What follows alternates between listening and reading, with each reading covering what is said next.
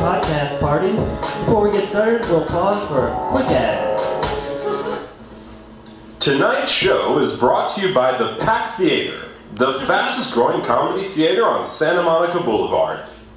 A quick reminder before we start the show, there are bathrooms 2 doors down. This is a pay-what-you-can theater, so feel free to put some money in the jar or Venmo us at Pack-Theater with the promo code PODCASTPARTY for a chance to win a free t-shirt at the end of the show. Now give it up for your podcast party host, can never get this stupid name.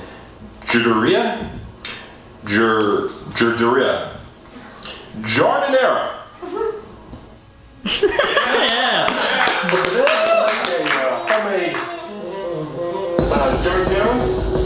Hey everyone, thank you so much for coming out.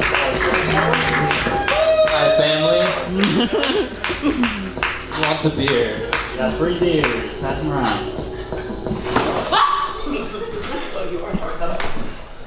Hey. Hey everyone, how's it going? My name is Jar. My name's Danera. That's Jardanera. Nice. Yeah. If you don't know what Jardanera is, don't worry, because I'm about to tell you. It is a mixed vegetable condiment that is pretty much only exclusively used in Italy and Chicago, Illinois. Anybody from Chicago, Illinois? Yeah? Alright, and it's an Italian word, Jardanera. If you don't know what it translates to in English, it translates roughly to Jardanera. That's right. Before we get started, just want to tell you, don't fast forward. I just want to tell you about some dates we got coming up. We've got this show right now, and that's about it. That's right. You know, we had a whole thing of bits. Let's just drop the bits. Let's just tell them about the show. Yeah, let's cut the bits. So tonight we're gonna have some good people coming out, some podcasters coming out and doing some short versions of podcasts for you. That's Podcast right. party. Podcast party, and then once those are done, stick around. We'll have a short Q&A if time permits. Yeah, and I've got a cue right now. Oh yeah, what's the Q? What's the Should we get the podcast party started? Well, I'll tell you what the A is. The A is yay. Let's get this podcast started. All right. First podcast? This first podcast is about The Bachelor, the show. The show, right. And what's it called? The podcast. Let's give it up for The Bachelor Zone. It's over there. Bachelor in Paradise boils over. Hey, you want to say it to my face? As emotions get intense. No. Hey, guys. Who will stay in paradise? This is very uncomfortable for me because I want to make the right move. And who will go home? I don't want to make anyone feel it's fine. You fine. It's not fun. I don't know what the law says, Jenna. But he's supposed to get a foot of his ass. Plus, new arrivals come to steal the men. Woo. She looks good. Can Eric move the cheese? Running on the beer. Or will the cheese be moved on him? I'm about to be really pissed off right now. But first, Kendall and Joe coupled up early in paradise. That might be falling in love with him. And then Leo came in and stole Kendall away. Deep down, I just know Leo is the most right for me.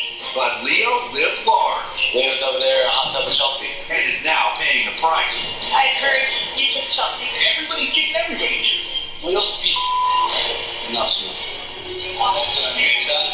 And now, the drama continues on Bachelor in Paradise.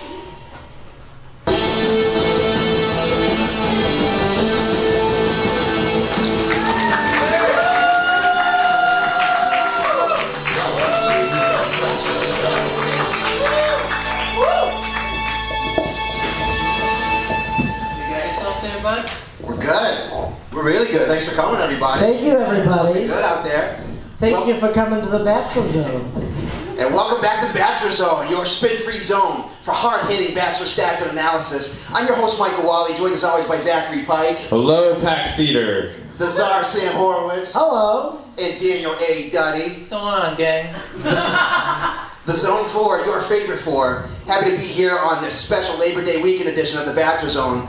We'll be breaking down all the labors of love that unfolded out in the sandy fields of Puerto Vallarta Tuesday night, leaving us with 8 solidified rosters, all entangled in a neck-and-neck battle for a Summer League championship ring. With just 1 week left in the playoffs and the pressure higher than ever, we'll give you our take on who's thriving, who's really surviving, and who's driving on the 710 to elimination in Pasadena. It's one of our favorite segments on the show. It's Ring Rose on Road. Let it play, DJ.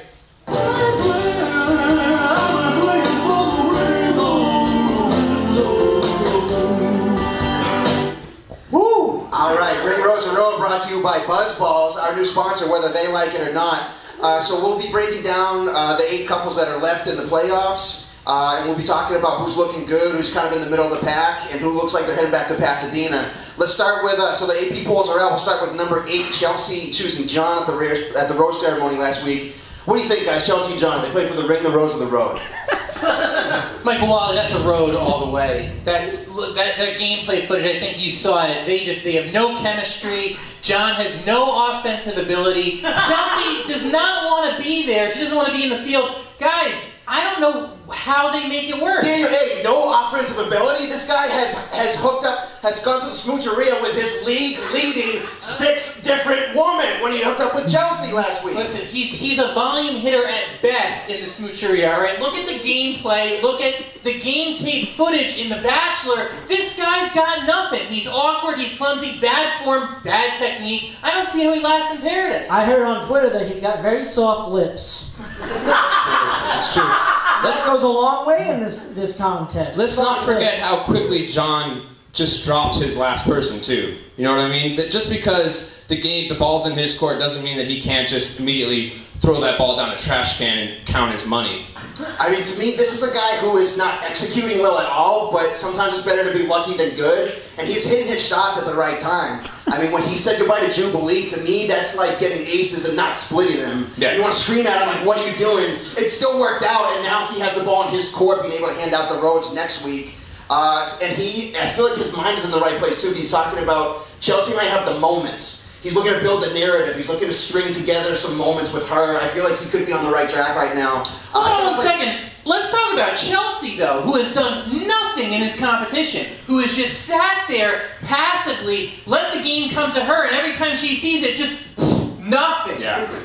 She's out of her league. I want to see some hustle from this Yeah, kid, absolutely. man. Absolutely, Duddy. I agree. If John keeps shredding golden tickets and he keeps tying himself to these people who are just got 3 left feet, we're done with it. There are a couple scrubs. Chelsea reminds me of my old cat. She would just sit there and do nothing, and then I would come up and pet her, and then she would hiss at me. Well, John reminds me of a cat because it's like he has 9 lives right now. He keeps on surviving. But with Olivia coming to town, Chelsea could be in trouble. Let's see. Next, we got number 7 in the AP polls this week. It is Angela choosing Eric. They looked like they were really solid. And if you're a fan of alcohol poisoning, if you drink every time they say all in, you're going to pass out and have to go to Cedars. But Cassandra's in town now, guys. What do you think, Angela and Eric? I got low hopes for it. I mean, you saw the way Eric looked at Angela when he broke the news to her that they said they were all in, like you said, 1,000,000 times in one night. The next morning he goes, I woke up with a different feeling. That's just bad. That's bad news bears. Guys, Angela has never advanced, I think, past the first round That's in right. Bachelor history. I don't see her as a finisher. I don't see her as her closer. I think she's letting this one go to Eric. To his credit, is someone who's a little bit more competitive, but I don't see that relationship lasting. That's a road. That's a road all the way. Yeah. And a little inside info for you, Cassandra, who is looking to break up that roster right now, she's not only a single mom, but she's an ex-NBA dancer for the Detroit Pistons, and Rodney Stuckey, who was a member of the Pistons for many years, is the baby daddy in this case. That could be a major X factor going forward, and I think that could be the momentum swing that she needs to pull Eric away from Angela. I think that couple's playing for the road right now.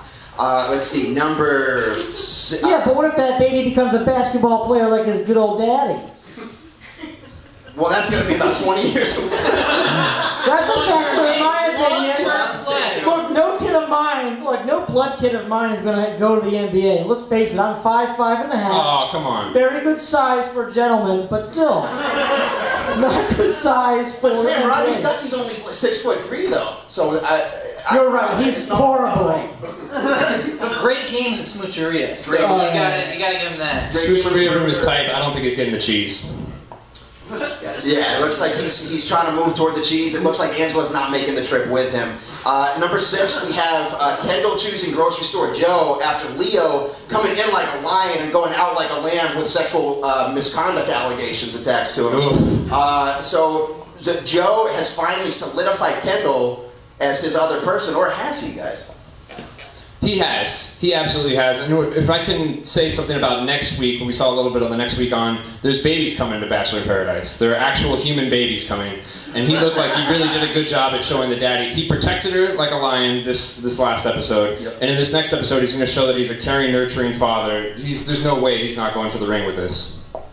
Joe's an interesting player. He's got an interesting offensive game plan in that he's real and a genuine person. We haven't really seen that much in The Bachelor before. But I think it's working out for him, and I do see that's a ring-type move. When you're creative outside of the pocket, working different move sets, yeah, that's a ring. You're right about him being a real person, because when he did one of his confessionals, it looked like it was like one of those hostage tapes. He had to just read it off of a postcard. He's a nice person. Whenever he's talking to the media, it always looks like it's against his will. He's not a volume isolation player for sure. The thing that fascinates me about him is that the spread offense that John is running, which he has no right to be running, but somehow it keeps on working for him. Joe should be running that offense. The fact that he took himself out of the free agency market so quickly is baffling to me, because especially since every woman who drops in is so interesting to him. However, this is a major momentum swing when he finally fought for the woman that he wants, because he'd been resting on his laurels up until then. It wasn't working. He was losing ground. Standing up to Leo like that and taking Kendall out of it, I think that's a major clearing of the dust, and he's riding a major momentum right now. Taking the women out of the equation here, who do you think is a stronger player, just pound for pound, John or Joe? Joe. Yeah? John is not. He's not. Look at the stats. Look at the stats, Duddy. He's got strong intangibles. I'll give you that. He's the founder, or he's a programmer for Venmo. The guy's got cash.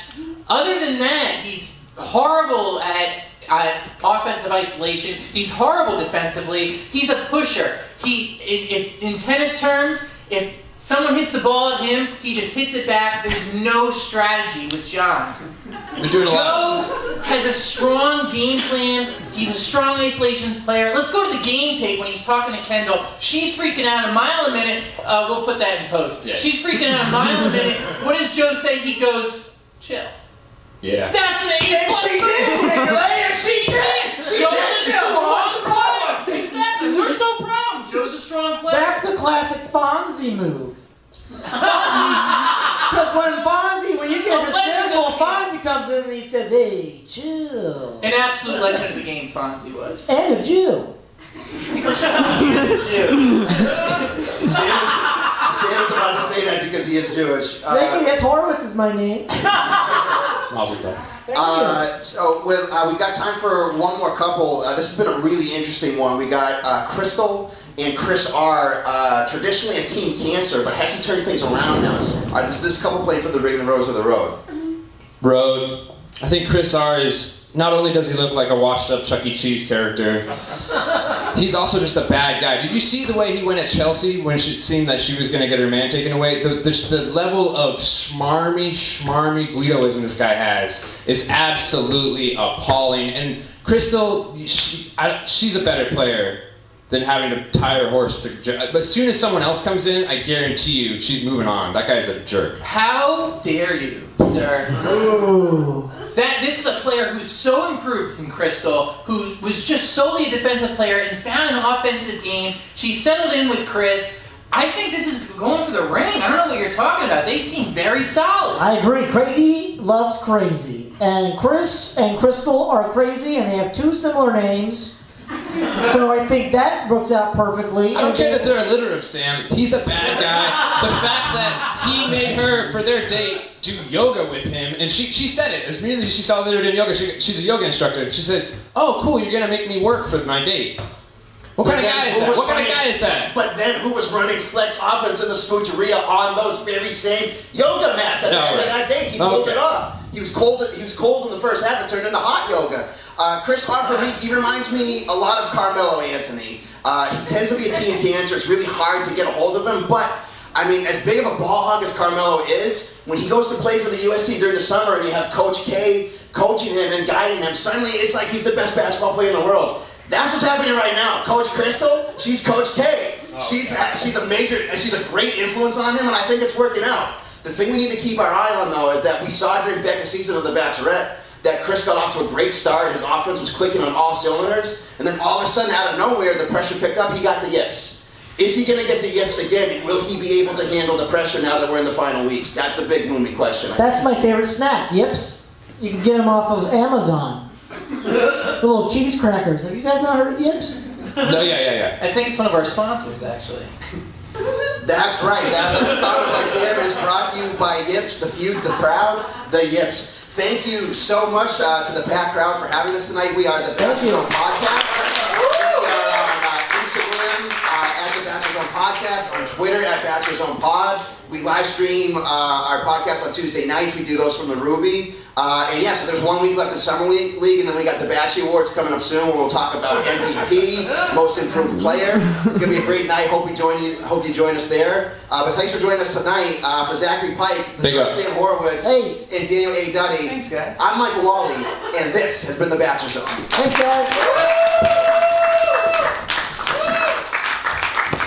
Thank you. That was great. That was amazing. That was great. You know, we're going to keep things rolling, but first, you know, before we get started, I think we got a quick ad, right? Yeah, we got an ad from a sponsor of the show, a podcast out of New York, On Comedy Writing, hosted by Alan Johnson. Oh, yeah. And so he's got a pretty famous guest for this, so let's play that ad. Hi, my name is Alan Johnson, the host of On Comedy Writing. I just finished another day at the office. And I got to thinking, if Omarosa can leak tapes from the White House, why can't I leak my tapes from the outhouse, the former Feral Audio Studios? So here's some newly declassified audio from my On Comedy Writing interview with Scott Aukerman. Enjoy. It's the end. All right, sounds good. Thanks for coming on. All right, thanks so much. Hey, cool. Awesome. Sorry for going over. Yeah, I have a show 12. I gotta get out. Oh, shoot, I'm so sorry. Thanks. Yeah, thank you. Yeah. Do you want to take a quick picture? Of course. So you can take a quick picture of us? Got it. Do that. You want to? Yeah. I'm so sorry about that. Oh, no problem. Here we go. All right. Ready? 1, 2, 3. Nice. That's good. Nice. Cool. All right. Thanks. Nice to meet you. Thanks. Nice to meet you, Scott. There you go. Cool. All right. Okay. Yeah, check out On Comedy Writing. We get a great podcast. What's the next podcast we got coming up tonight? I think it's about video games. Oh yeah, that's right. Everyone, please give it up for GameBoiz. GameBoiz.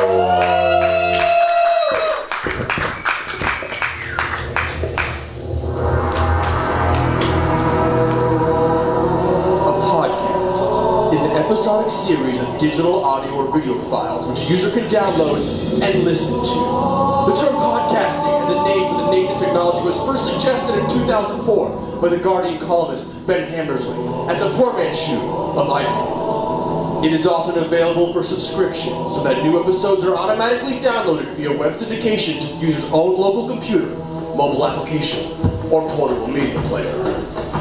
But podcasts would expand in popularity and device, devouring the old forms of radio we used to know, and creating new celebrities in the process. Did you know that Mark Maron interviewed Barack Obama on a podcast? What? That's insane! Podcasts have come and gone, but it wouldn't be until 2018 that the game would change entirely with two unlikely heroes. One, Griffin Davis, and one, Michael Luxemborg, who swore to do what none had done before, create a video game podcast that didn't suck. And fail they did. But it is their determination, their indomitable spirit, that have led up to this moment, their first live show in Los Angeles. Tickets are sold out. Anticipation is high. And so are the GameBoiz. I welcome you to the first ever GameBoiz Live Speedrun!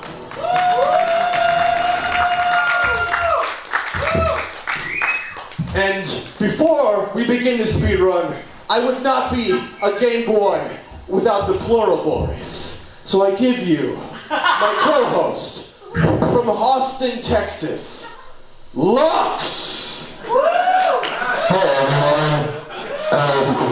Can you hear me? Can you hear Lux?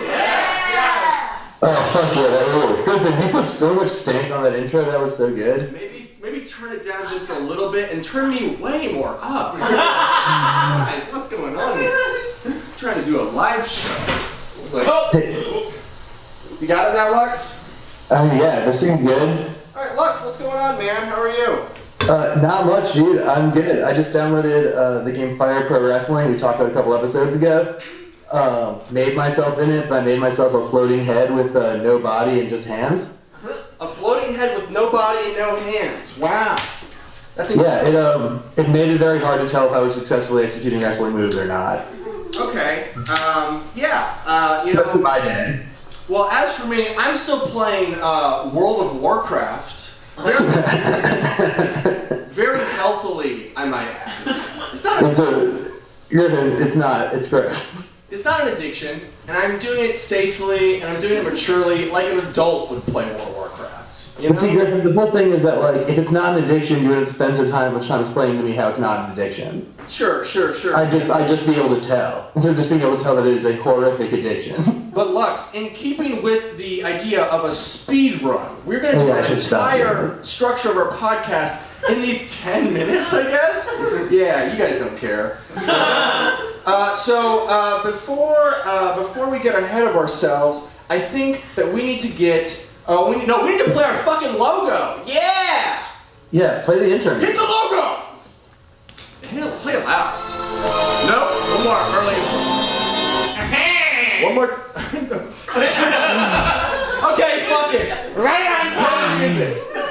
Okay, where's who? Oh no. Okay, that was the logo, and then go back in the darkness for a second. Go back in the darkness. Oh no! Oh yeah! What is that music? It is I, the villain of the GameBoiz podcast. Oh no, it's GameBuigi! Oh, fuck! Get out of here. Oh god, shit! Oh yeah! People who listen to the podcast don't know, GameBuigi is a piece of shit. Yeah, he shows up on... He just kind of hijacks the show whenever he shows up and makes it objectionable. I would mute you once. Thank you. But you don't know how? But I don't know how. I'm 1997. Well, you know, I didn't want to have a guest. I thought it'd be nice to just have me and Lux host this one, but I guess GameBuigi, you can help guest this episode. This is a guest podcast. Okay? Oh, we have a... Pick up a microphone. Yeah, pick up a microphone. Does he need a mic? Can we not get the microphone? No, he needs a microphone because we're recording this? Yeah. Sure.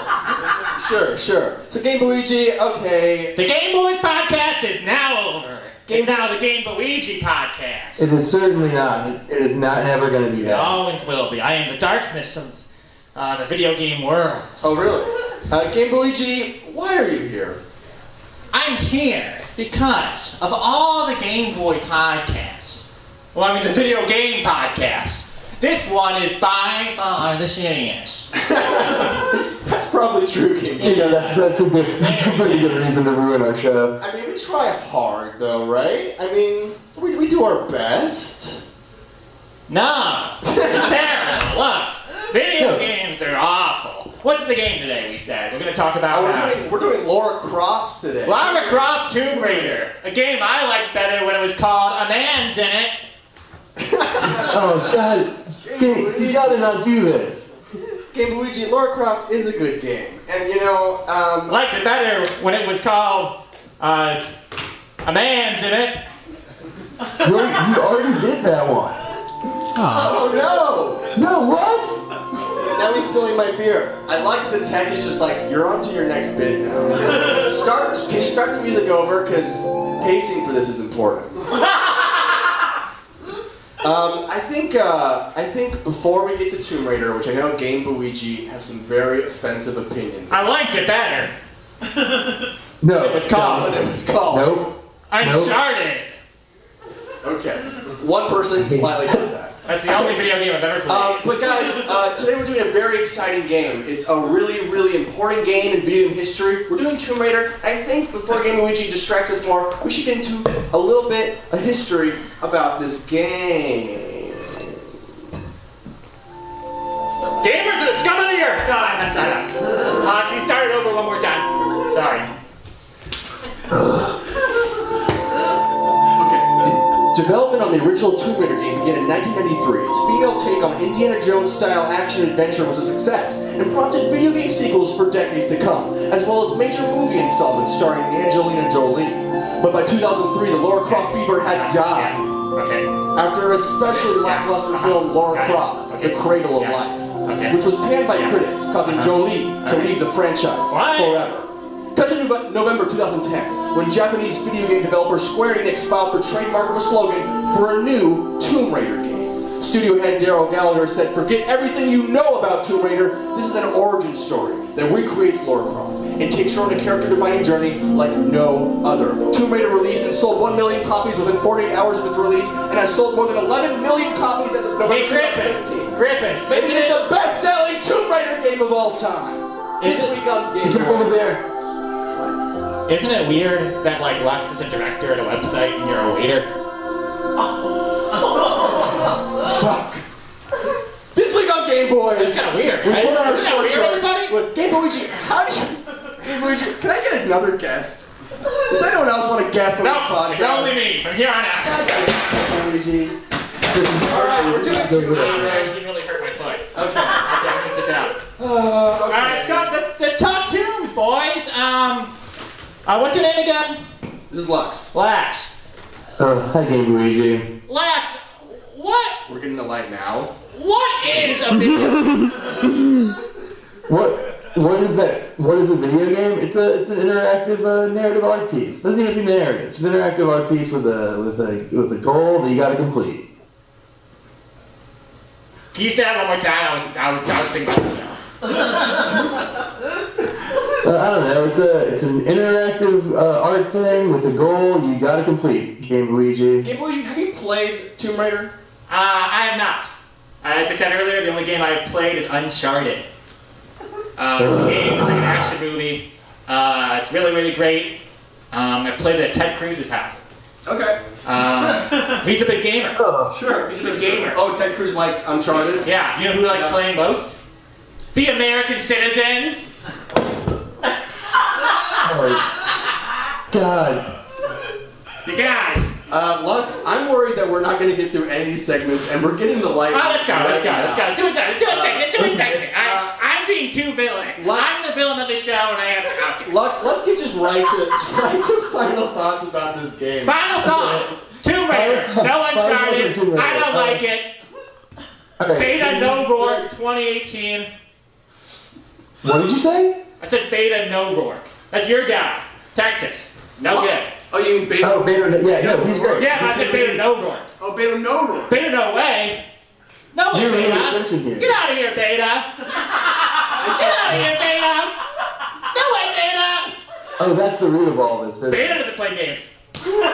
Beta does not play games. We're getting the light, so, Lux, what would you rate this game? I guess I'll give it 4. I'll give it 4.5 out of 5 joysticks. It just seems to be making GameBuigi angry. Yeah, GameBuigi's super angry. I'm also gonna give it 4.5 out of 5 joysticks. How about you, GameBuigi? I know what your score's gonna be. My mom died right before this. The last thing she said to me was, you go and give Tomb Raider 2.5 joysticks. Oh, jeez. So I'm giving it. I thought you were gonna do, honestly. I'm giving it 2.5 joysticks. All right, guys, we have 2.5 joysticks. Guys, let's cut to a commercial break. Windows. I'm selling one thing, and it's houses made of windows. There's no walls and no floors and no doors, just glass from head to toe. There's glass on the ceiling. There's glass on the walls. There's glass on the door. You can't see anything in this house. house. You're not going to be able to see a thing. It's going to be reflected everywhere. Yeah, it's blindingly bright in here. I think skin's starting to fall off my arms and legs. I can start to feel like I might be going blind in here. Buy my giant microwave oven today. I'm delicious.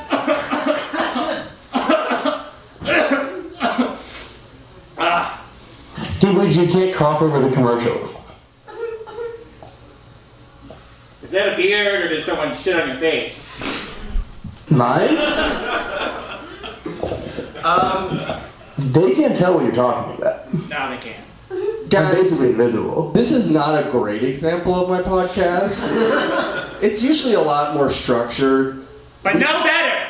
But not a lot better, but more structured. We didn't allow GameBuigi on this podcast. It was a huge mistake to let him join the It stage. was not a mistake because I am promoting my own podcast. Oh, Jesus GameBuigi Christ. Talks. It's an entertainment podcast all about your favorite movie stars. Okay, so please rate that 0 stars on iTunes tonight. Guys, thank you for having the GameBoiz here on stage. Can we play that outro music to get us on out of here? Yeah, kill GameBoiz. Yeah, let's let GameBuigi die.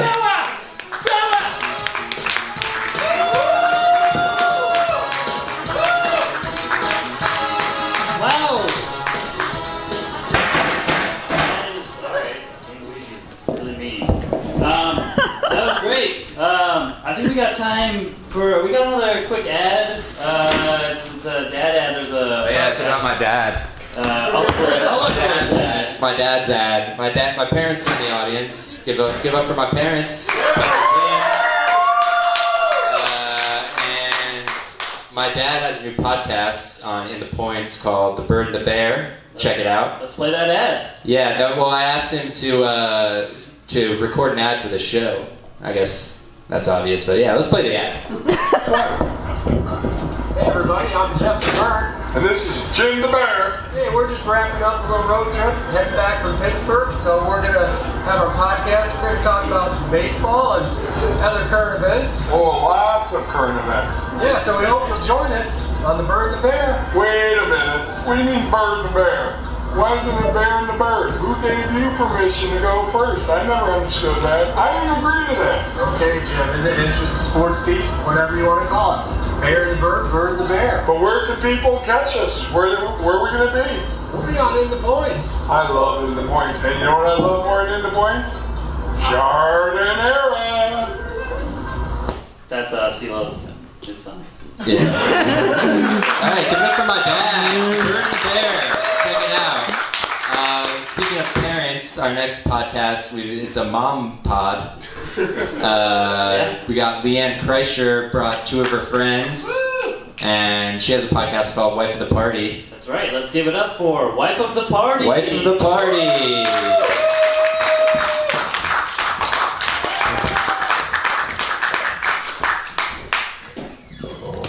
Hi, everybody. Hi. How are you guys doing? Good. So this is my friend Kirsten, my friend Kathy. I don't know if you've listened to Wife of the Party. I'm not good with mics, so I'm going to adjust this camera. There we go. But I do a podcast that comes out every Thursday called Wife of the Party, where I have 2 friends come over and we just talk. So we're just going to talk. Yeah. So tonight we thought we would talk about jobs we've had in the past. Because the 3 of us have had some pretty funny jobs, right? Right. So what was your craziest job, Kirsten? My craziest job was as a standardized patient at USC Med School. What? What does that mean? What do you mean? So it means that they hire actors. In my former life, I'm a middle-aged mom now, but you know, LA. Back in the Everybody was an day. actor, and it was they would hire actors to play patients to help train the students. So I played a variety of patients over my years there. What was the hardest None one of them, was it to wasn't play? like a gynecological exam or anything like that. It wasn't. They weren't like physical exams. It was more diagnostic. So one of them was just like a severe abdominal pain, and they'd have to ask the right questions to get to the right diagnosis. Wait, so you would That wasn't very pretend, interesting. like you would pretend that you have a Yes, so you'd be ailment? crying and in excruciating pain, and they'd have to ask the right questions, and they'd have to give you the right bedside manner. And when they'd leave the room, this was all on camera, and we'd have to give them an evaluation, pull it out from under the pillow, and give them an evaluation about their bedside manner. Did they not know they were being evaluated? No, they knew it. This was part of an exam for them. They had to, so they were. But did they know you were an actor? Yes. Oh, okay. Yes, but they would get completely freaked out. They weren't used to being around actors, so they would just buy into it completely and be like, "Oh my god!" And these are young med students. But that wasn't even the interesting one. The most interesting one was the seductive patient. What does that mean? So it wasn't actually, we weren't actually supposed to seduce them, but it was about boundary setting. So it's all these kids in their 20s, and they would run this like a workshop sort of. So there's their teacher in the room, and there were about a dozen students, and they would have me in there, and my goal was to push as many boundaries as possible to be inappropriate. So it wasn't to like grab them. But did you? But could you have? But did you want to and didn't? No? Well, okay. Is this before you were married? Yes. Long before I was married. That's one way to date, right? Hey, baby. Okay, so we were explicitly told to have no contact with any of the med students afterwards, and that this should not be an entree to dating or anything. Blah, blah, Come blah. on, that's a ripoff. So they would run this workshop where we were supposed to sit like a marionette, basically have our head down, like and so they'd pop somebody into the seat, and then as soon as there was somebody in a new seat, I could pop my head up and start talking and say, "Doctor, I'm just feeling so insecure lately. I feel like I used to."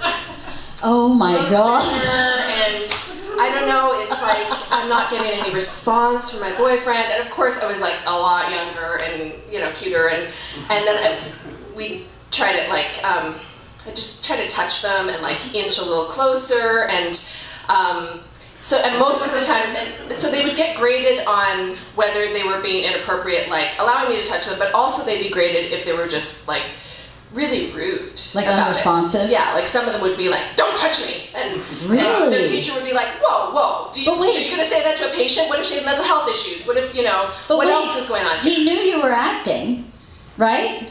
Like he knew you were there to push the boundary. Yes. So, but then they would really go, "Don't touch me." Yeah. Because then that guy had some problems.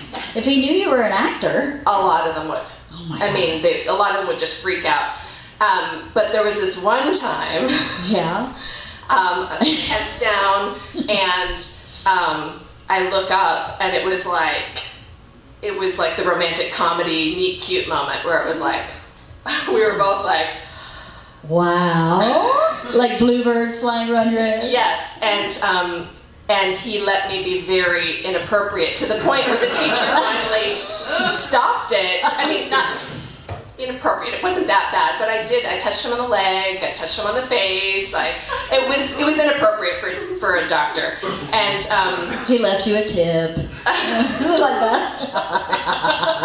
And the teacher stopped it and was like, "What are you doing? This is a patient. You can't do this." And he's like, I know. It's just that I think I like her. And that's. And the teacher was like, "What? You don't like her? This is an actor, but she's a patient. What are you doing?" And he actually ended up going to the program coordinator, like finding out where the standardized patients were hired, and going to that building and going to the program coordinator and saying, I really feel that we had a connection and all this stuff. And they said, this is going on your record. You can't do this. You don't have a connection. This is an actor. She doesn't like you. She has no feelings for you. And they called me in to tell me this afterwards. And I was like, he was really cute. I kind of liked him too. And meanwhile, like trying to strategize, like, how am I going to meet this guy afterwards? But Did you ever see him again? I did not. Oh, I did not. Rats. No. That's a pretty bizarre job. I had no idea that job existed. That's It crazy. still exists. Can people still do that? I'm sure it does. My program coordinator moved on to a different job, and so they tend to like bring their actors. It's like a casting director. Like they bring their actors with them. So, How crazy. yeah. So I did it for like a slew of years, but it pays very well for any actors out there. It pays very, very well as a side gig. That's so crazy. That's crazy. What about you? I got nothing. Oh my You got god. nothing? Are you kidding? Compared I to tried that? I would never Well. proposition someone. Well, you were an ambulance driver, right? Yeah. That's kind of I a... feel like I haven't had a crazy job. I've had lots of crazy experiences on like relatively normal jobs. I don't think ambulance driver is a normal job. I don't think a normal person can be an ambulance driver. I think you have to be just better drive an special. ambulance. Like I actually helped people too.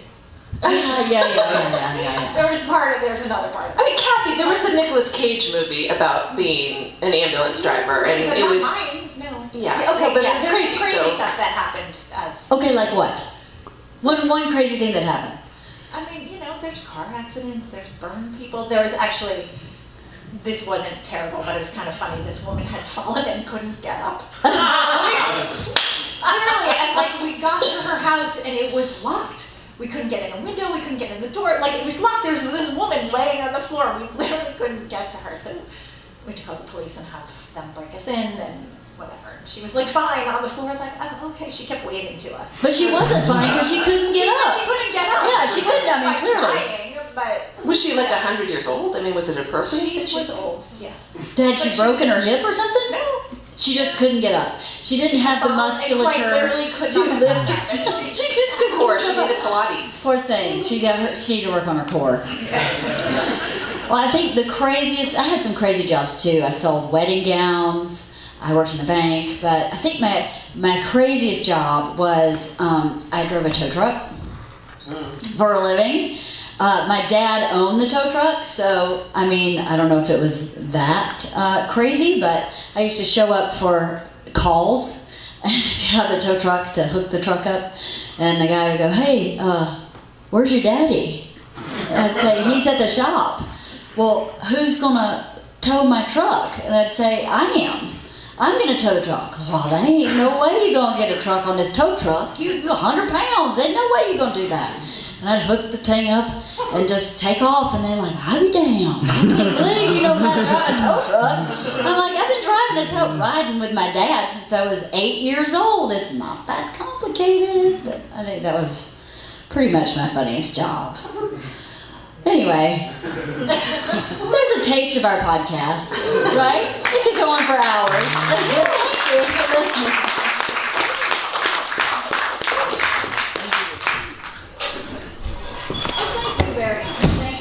Wow, that was great. Thank you. Give it up for a wife of the party. Give it up. We're just going to play the next quick ad. It's this weird TV show. I don't know anything Yeah, about we have a mysterious sponsor that contacted us a couple days ago and was like, offered to invest in our show. So I'm not really sure what this is all Yeah, about. we can just play that. Yeah. Podcast Party is brought to you by Psychic Space Trains, everyone's favorite t-shirt. Now coming to your screen. That's right, there's more trains, more planes, and more t-shirts coming to you. Subscribe on Instagram at Psychic Space Trains. New episodes coming soon. I don't know. That looks really bad. It sounds like whoever narrated that is some doofus named Dylan or something. Yeah. But we got another podcast too. Yes, we do. We got Daniel Van Kirk here doing. He's got a funny podcast with the Sklar Brothers called Dumb People Town. That's right. So give it up, Dumb People Town.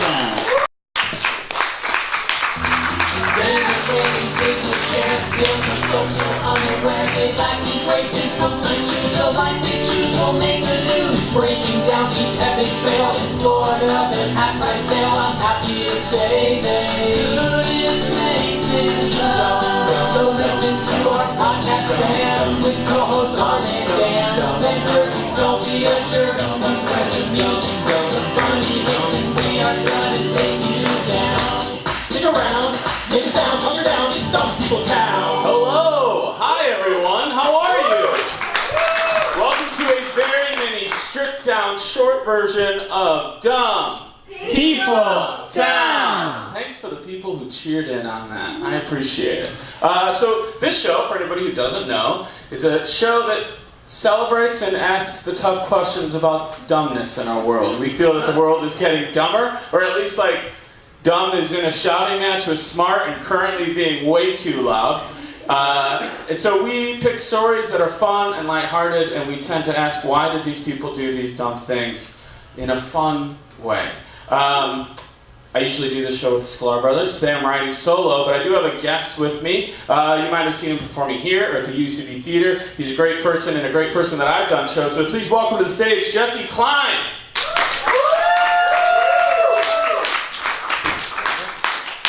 Welcome in, buddy.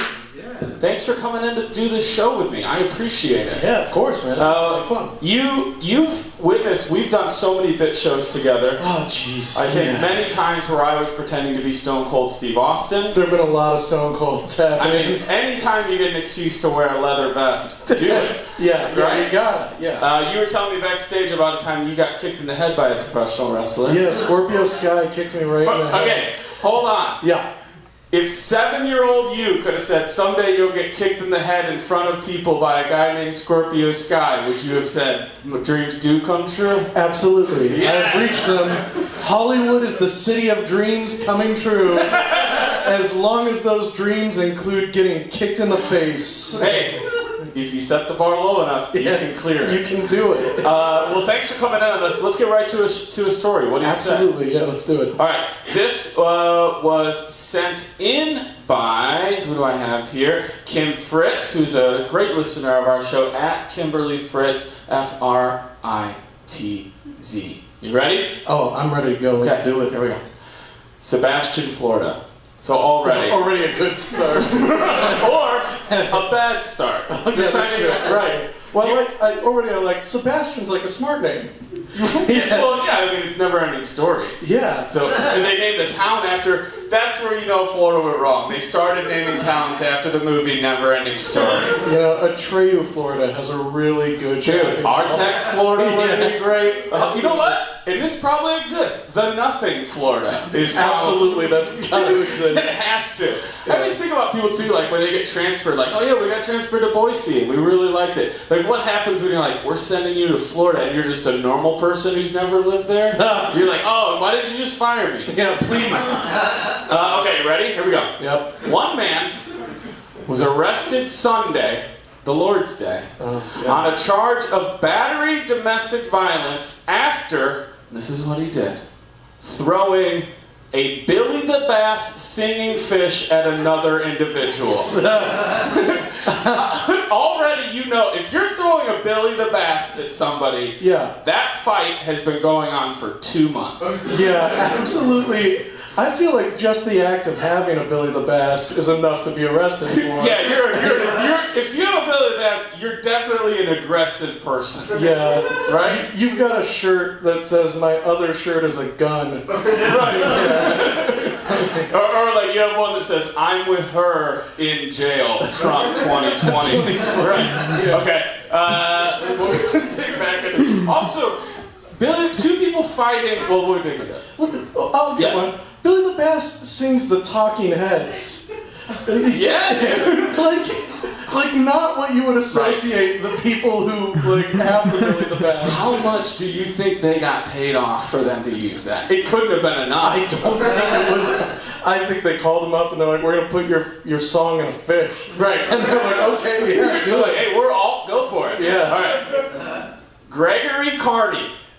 Profession and name. Yep, done. Said he was angry with his friend Larry for throwing his Billy the Bass singing fish in the trash. Okay. Greg and Larry living together. Larry's on the right. You think? Yeah. He threw it away. Yeah, I would agree with that. Yeah. That's a solid point. But you know that the fight consisted of, I'm going to do it, don't do it. I'm going to do it, don't you fucking do it. Larry, and then he probably had a knife off. Larry told police. Good old-fashioned knife off. That's a Florida handshake.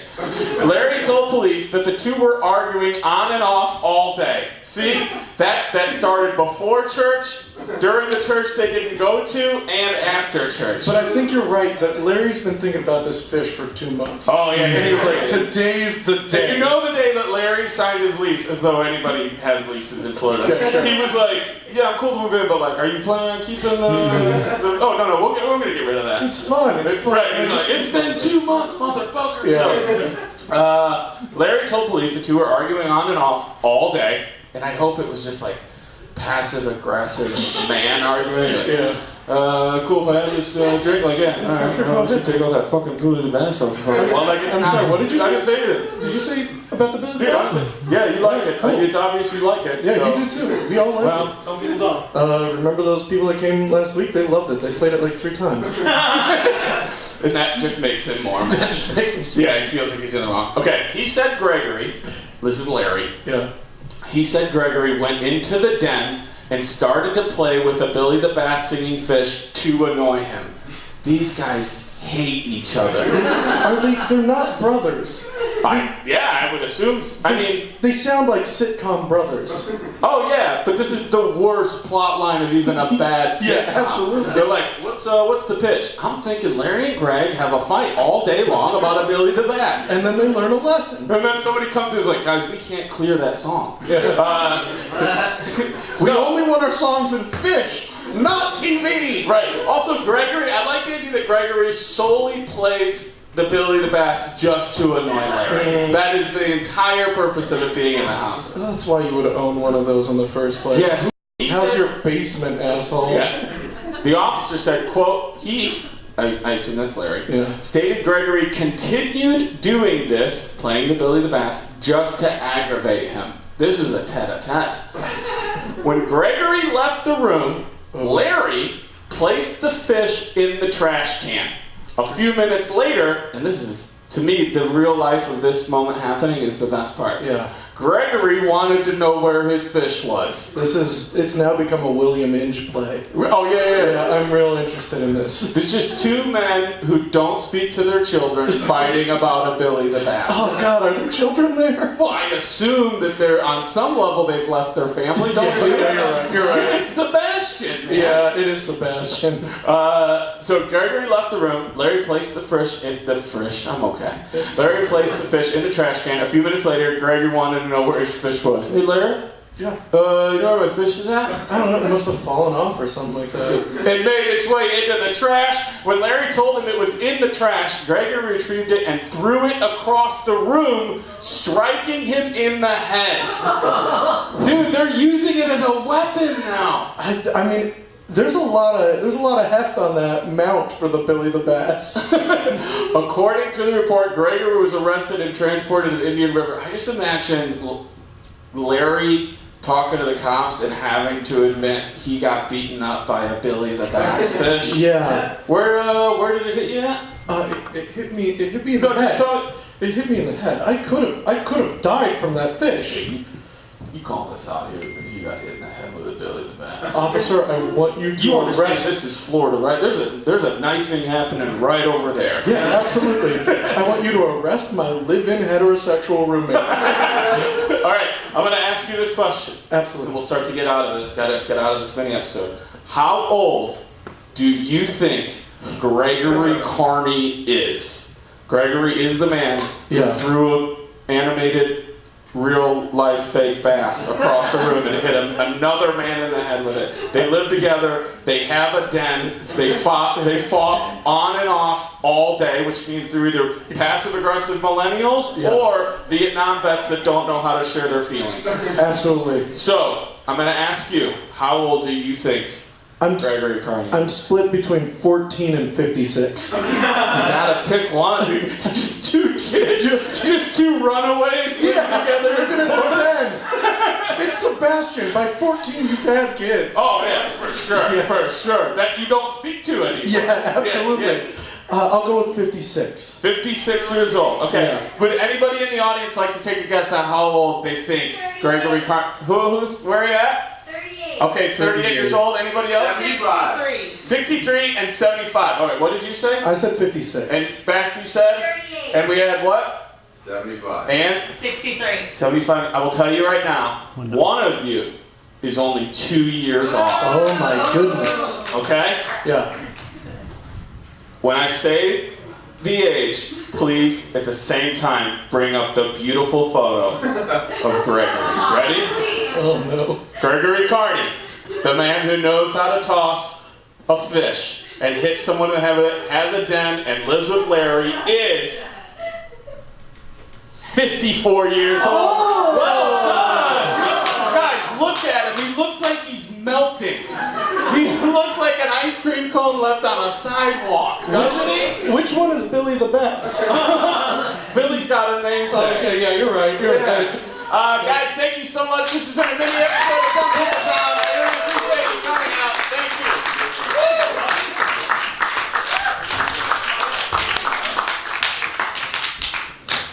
Alright, that was amazing. Yeah, and that's the end of the show. Yeah, we don't have time for Q&A.